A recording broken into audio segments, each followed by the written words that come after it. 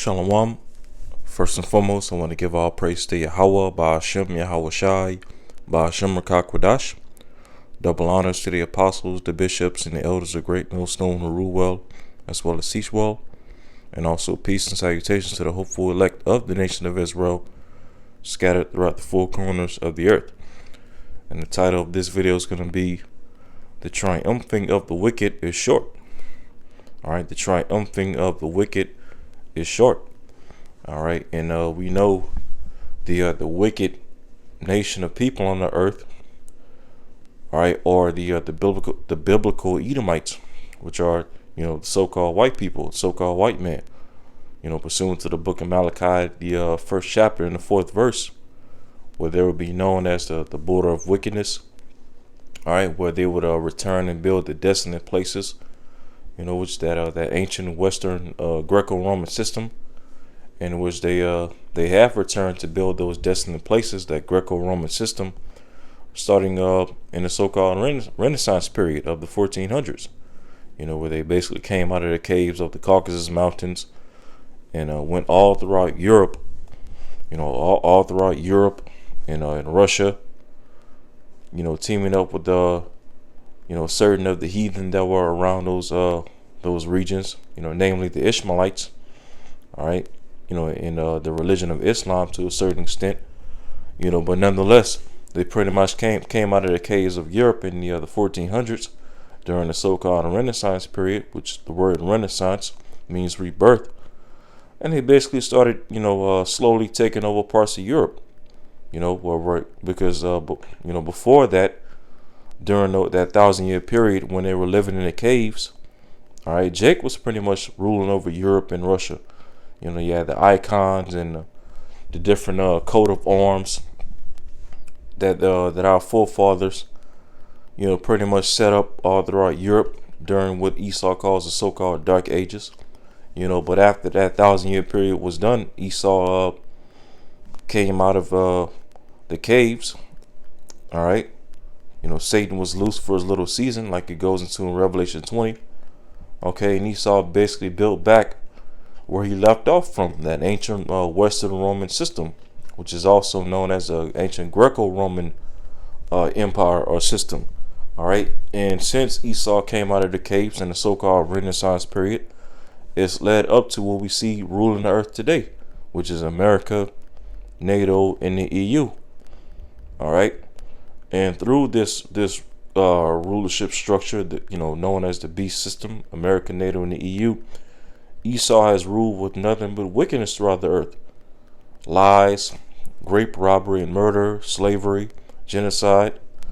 All right, false history, false education, and of course, his false science and his false technology. All right, destroying the family structure, taking men and women and children out of their order, defiling the animals, defiling nature, just defiling everything. As the scripture says in Isaiah, the earth is defiled by the inhabitants thereof. So these Edomites, especially through the NATO and the EU, America, NATO, and the EU beast system, have ruled the earth in total wickedness. Hence why they're known as the border of wickedness. Well, wherever Esau would dwell at and rule at, throughout the earth in the latter days, you will see nothing but wickedness coming out of his the countries where he dwells at. And not to mention, of course, the state of Israel. All right, the state of Israel is also in there as well. Not necessarily a part of the beast system per se, but they go hand in hand with the beast system, America, NATO, and the EU. They're backed by the beast system. All right, through starting with the British through the Balfour Declaration, and over the last few decades, they basically had the United States in their back pocket. Hence why you look over there, and that war in Israel between Israel, the Israelis, and the small hats and whatnot, versus the Palestinians. Okay, you see the United States on siding with Israel. Okay, despite all the bloodshed and the bombings, that those small hats are doing to those the Palestinians. Okay, the United States never condemns all the atrocities and the violence that those Israelis are committing. Okay, which shows the hypocrisy and the biasness on Esau Edom's mainstream news media. And of course, as the apostles and various elder brothers always like to make this disclaimer. We here at Great Millstone, we're not pro-Israel, we're not pro-Palestine, we're not pro any of these groups. We're pro Yahweh Bashim Shai. Okay, we're pro the Heavenly Father through His begotten Son via the Holy Scriptures. All right, we're pro prophecy. All right, that's the side that we're on, the prophecies of Yahweh Bashim Shai. But hey, we just call out the hypocrisy of Esau Edom because that's part of our job. And as it says right here in the book of Job, the 20th chapter, Job 20:4, knowest thou not this of old, since man was placed upon earth, that the triumphing of the wicked is short, and the joy of the hypocrite but for a moment. Yeah, the triumphing of the wicked is short. All right, and Esau Edom through this beast system has ruled with nothing but wickedness. All right, and it's led up to the point to where now we see Esau over there in the state of Israel calling himself the chosen people. And those Israelis over there, they pretty much got themselves into a mix to where now it's gonna lead up to right now it's leading up to these different countries around the world. Russia primarily, basically cursing out that state of Israel, cursing out those Israelis and those small hats that's in that land. All right, and ultimately through that conflict is going to lead to the least of the flock drawing out these different nations pursuant to Jeremiah. Because we know eventually Iran is going to get involved in that situation, and then once Iran is going to get involved, then Israel is going to call on the United States to back them up and to help fight against Iran. And then once the U.S. gets involved, then ultimately Russia is going to get involved because Russia backs up Iran. Russia over the past 10 or so years has been making deals with Iran, having access to their oil reserves and whatnot. And then ultimately that whole thing is going to escalate eventually into World War III, which is also known in the scriptures as the Battle of Armageddon, where all these nations are going to be gathered together ultimately through the will of the Lord according to prophecy, and the Lord is going to plead with them, all right, and make war against them for His people's sake, as it goes into in the book of Joel, all right, the valley of Yahweh Shaphat. Okay, but the fact that we see the small hats finally getting cursed out on a worldwide global scale, okay, just shows you without a shadow of a doubt that Esau's rulership is almost over with. That we're pretty much at the end of his rulership. All right, and that's why, if you've been noticing lately in the news and different articles that's been popping up on the internet and whatnot, you see, you hear about these news events where pro-Palestinians protests around the country are getting violent, and the so-called anti-Sim speech has been increasing by a large number, according to Esau's mainstream media, that is. These small hats are getting cursed out left and right all over the internet, all right, and getting exposed for their hypocrisy, and at the same time, while all this is going on, okay, which we know here at GMS, started with our apostles on down, we know all of this is going to lead up to Esau cracking down on so-called anti-SEM speech, okay, because basically Esau's using that whole Israel Palestinian situation to basically cause division, or to make people pick a side, basically who's down with the beast system and Esau's lies and pseudoscience and who's not. All right, so in the midst of all that that's going on, we see also at the same time, a lot of agents amongst the Israelite ministry.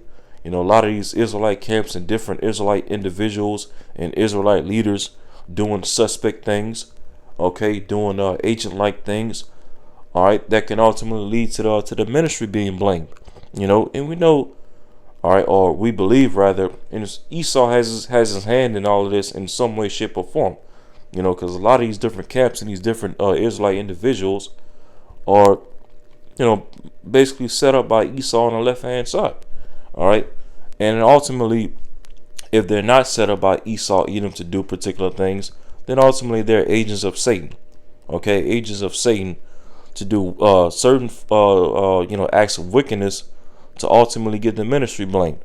And so, with all these things taking place, all right, that lets us know, those of us that are, of the hopeful elect, all right, that notice the times, the signs of the time, and that are sincere for this word. All these things, in the midst of all this madness, lets us know that Esau has but only a short time left. So now he's getting ready to come down with great wrath. All right.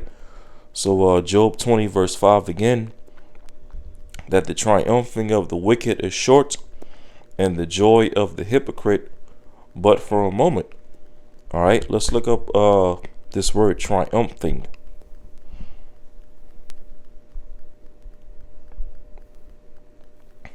All right, Strong's H7445. Ranah, or Ranana, it says, ringing, cry, shout for joy. All right, shout for joy. It goes into singing, triumphing. Let's see right here. All right, this is the root word, Strong's H7442. Ranan, it says to overcome, to be overcome, to cry out, shout for joy.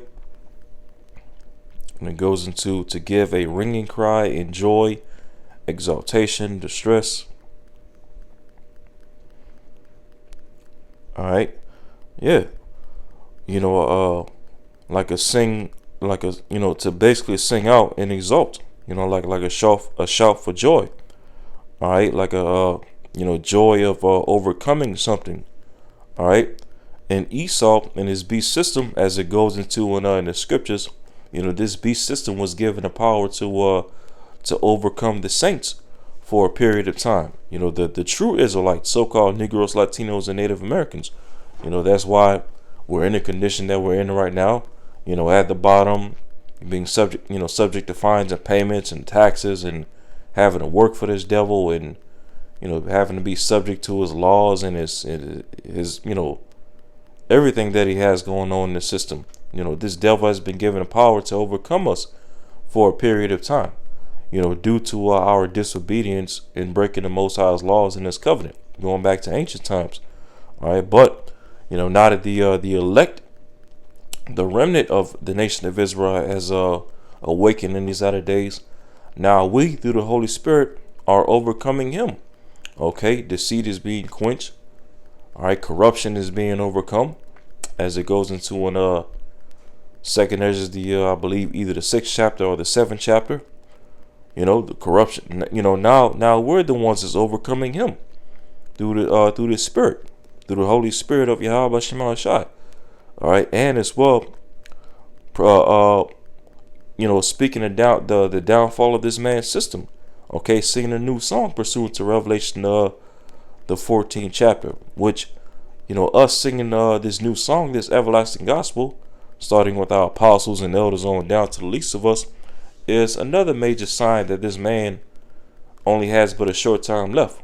When you would have a remnant of the true Israelites standing on their feet, preaching this gospel, preaching this new song, which speaks directly against this beast system and its image and its charagma. All right, and as well the nation of people that rule over this beast system. All right, so the triumphing of the wicked is short. The overcoming, the joy. All right, all this is getting ready to come to an end. Now, this word hypocrite, All right, the joy of the hypocrite, but for a moment. This word hypocrite, Strong's H2611, it says, chanap, chanap. It says hypocritical, godless, profane, hypocrite, irreligious. Okay, then in the Strong's definition, it goes into impious, which, the word impious means to have a lack or to have a lack or to have a lack of respect or reverence towards a particular person or a god. That's what the word impious goes into. And as it says right here in the outline biblical usage, it also goes into profane. So this word hypocrite in Job 25 also goes into the word profane. Now immediately, what does that make you think of? All right, Hebrews the 12th chapter, which in Hebrews 12, who's known in this chapter to be profane? Hebrews 12 verse 16, lest there be any fornicator or profane person as Esau, who for one morsel of meat sold his birthright. All right, so Esau, Edom, the Edomites, the Idumeans in the scriptures are the nation of people known as profane and fornicators. All right, Esau is a fornicator both on a carnal, physical level and as well on a spiritual level. He fornicates with all these different philosophies and different different philosophies and beliefs and doctrines and whatnot. Okay, that's all on the left hand side. Like it tells you in Habakkuk the 2nd chapter, he transgresses by wine. This devil transgresses by different doctrines and philosophies and pseudoscience and beliefs and whatnot, all on the left hand side. So he's a fornicator both on the carnal, physical sense as well as on the mental, spiritual sense. And it also called him profane, which the word profane, as the apostles always break down, the word profane, when you go into it, it means outside the temple. Okay, pro meaning outside, and then fane, which goes back to the Latin word fanus, means temple. So when you link it up together, profane, when you go into the word, it means to be outside the temple. Yeah, because when you go into the scriptures, when you read about the history of our ancient forefathers, after Solomon built the temple and how the Levitical priesthood were to operate in the temple, the Lord would never allow defiled things inside the temple. Anything that would enter into our ancient temple was always supposed to be, cleansed and purified and holy before it was allowed to enter, especially when it came to the Holy of Holies, which only the high priesthood of the Levites were only able to enter. And Esau, Edom represents anything but, clean and purified and holy. He's profane. He's outside the temple. He's outside the truth. Okay, he's outside of the elect. He's the wicked. So when we go back to Job 20:5 again, Job 20 verse 5, that the triumphing of the wicked is short, and the joy of the hypocrite but for a moment. And as we looked up, that word hypocrite goes into godless as well as profane. So literally we can link this Job 20:5 directly to Esau, Edom, the joy of the hypocrite, the joy of the profane, but for a moment. And this devil, as it speaks about in Revelation 20, has been loose for a little season, for a little moment, to do what? To go out to deceive the world through pseudoscience, false religions, false education, false history, which should ultimately lead to Gog and Magog being raised up. Russia. Okay, Russia would be used as one of the main players to ultimately take down this man's system, mainly Babylon the Great. Okay, pursuant to Ezekiel 38. And Also pursuant to Ezekiel 38, we know that there's going to be other nations that's going to join hand in hand with Russia to help, destroy this place. Nations such as Iran, which is known as Persia in Ezekiel 38, Ethiopia, Turkey, which is known as Togarmah in Ezekiel 38, Germany, which is known as Ashkenaz, also in Ezekiel 38, which Germany is a part of the beast system. All right. And not to mention, according to Revelation 17, it speaks about how the beast would hate the whore. The beast system being these different European countries that are part of NATO and the EU, and the whore in Revelation 17 that will ride on top of the beast, talking about America, that great whore, the mother of all harlots and abominations. Okay, so not only would you have Russia and certain other nations teaming up with Russia to help destroy America, countries like China and Japan and North Korea, India and Pakistan and so on and so forth. All right, Syria. All right, you would even have the countries that America is allied with, that's going to help team up with Russia and these different nations to destroy America. All right, these different NATO countries and these EU countries, the beast would hate the whore. And not to mention, these same nations, the Lord is going to also use to shoot missiles on the land of Israel as well to cleanse that land before Yahushua delivers us and takes us back to that land, because even that land needs to be cleansed out. All right, in order for it to be built back up as the Garden of Eden as it once was in the beginning. Okay, so Job 20:5 one more time, that the triumphing of the wicked is short, and the joy of the hypocrite but for a moment. Verse 6, though his excellency mount up to the heavens, and his head reach unto the clouds, because this devil Esau Edom, he's in his heaven right now, his kingdom of heaven, he's in his blessing, which is to have the fatness of the earth via the sword. That sword going into his weapons, his military power, his missiles, his tanks, his fighter jets, and all that, and as well his verbal and spiritual sword, which is his court system, his pseudoscience, his false education, his false technology, his AI,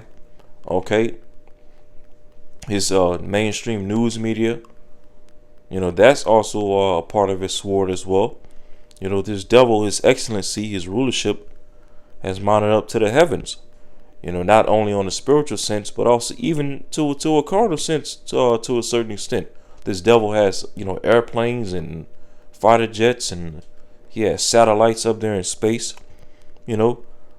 This devil's, his excellency has mounted up to the heavens. He's at the height of his pride. He's at the height of his rulership. And it says, and his head reached unto the clouds. This devil has gotten himself, the Lord has blessed him with so much power to where this devil basically thinks he's God on earth. He thinks he's the Most High. He thinks he has the ultimate control over food and water and resources and people in general.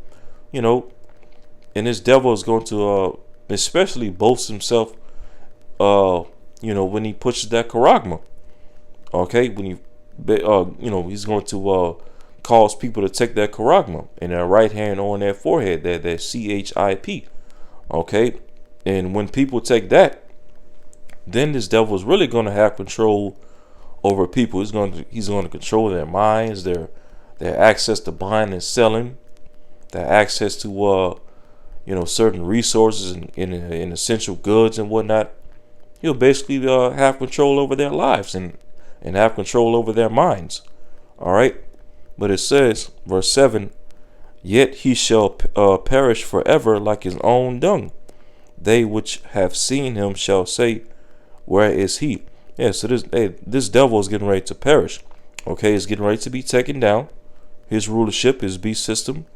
When Yahushua and the holy angels come back, this devil is going to be taken down.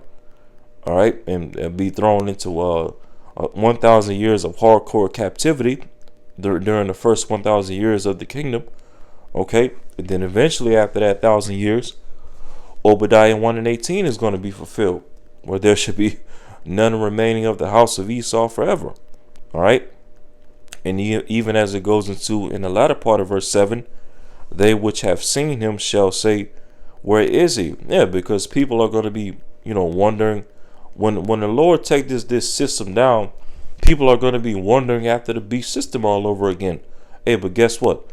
This time when the Lord takes this devil down, that deadly wound is not going to be healed this time. All right, that deadly wound is going to be permanent. Okay, people are going to be wondering after this beast system and crying after this beast system, but guess what? It's not going to be raised back up again.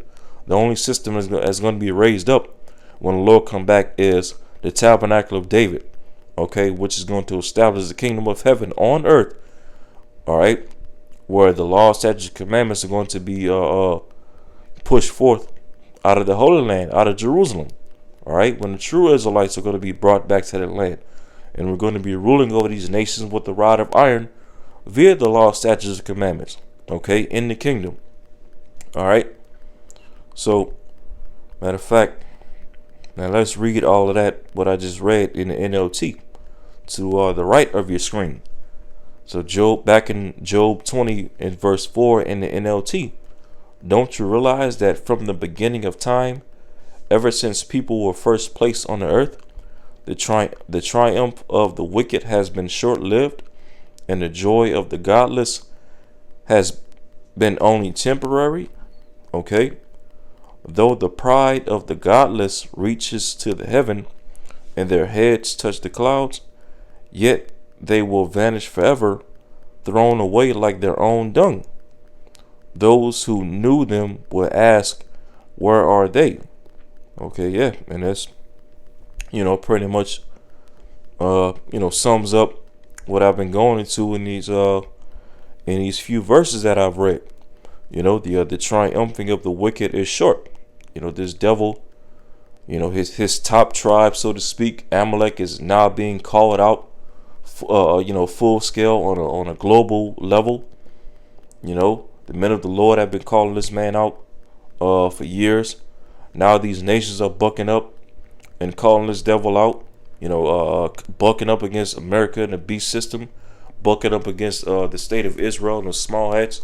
So now this devil, he's really feeling the heat now, and so now he's getting ready to push the blame game like he's always been doing to try to justify his wickedness. All right, and of course, as well, do things to try to blame the ministry. All right, but ultimately this devil is gonna lose. Okay, he's gonna lose. The Lord's gonna justify his elect. All right, and when he comes down with great wrath, all right, the Lord's gonna lift up a standard against him for the elect and make known who are his chosen. And ultimately, the Lord's gonna come down with great wrath on his ass. Okay, so Lord willing, this video is edifying. And until next time, shalom.